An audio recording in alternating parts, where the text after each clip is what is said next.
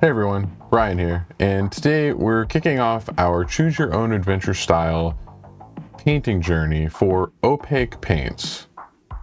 What a mouthful. With probably the most important step, priming your miniatures. Priming gives your paint something to stick to and will save you a lot of headaches later.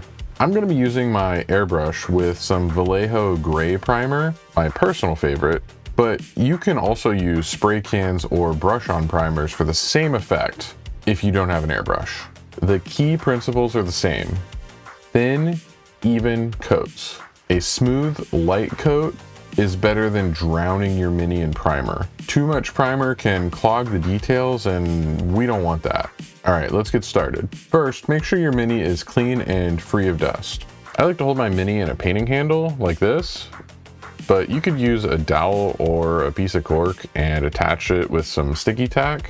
Basically, this keeps my fingers off the model and makes rotating it a lot easier. All right, I'm gonna be holding the airbrush about 6 to 8 inches away, and I use quick and light passes.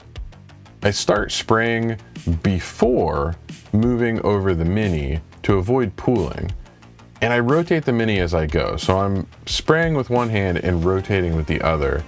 You want really even coverage. You don't want a heavy coat just on one side. After the first pass, it might still look uneven, or maybe you're still seeing the colors underneath. It's kind of see-through. That's normal. We're not trying to fully cover it in one coat. Keep rotating the model as you spray because this will help you get the most even coat you possibly can. You can prime with any color, but I like sticking with a neutral color like gray because you can paint over top of it with pretty much any color in the next base coating steps. If you're using a spray can instead of an airbrush, the principle is still the same. You'll want to build up thin, even layers until you get full coverage, but even if a little bit of your base color of the mini is showing through, that's okay. A very thin layer of primer is still going to help your paint stick to that miniature. Make sure you don't spray from too close because that'll make your primer really thick and chalky, and it'll really gunk up a lot of the details on your miniature. With a little bit of practice, you'll find the sweet spot and get the perfect distance for priming your miniatures.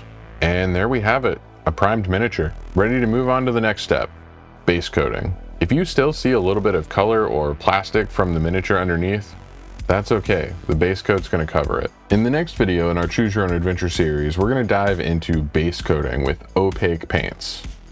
There's a couple of different methods to do this, and so from this video, there will now be branching videos to continue on in these playlists to choose how you want to paint your miniatures. If you found this video helpful in any way, hit that like button. And if you haven't already, hit subscribe as well. Happy painting, and we'll see you in the next video.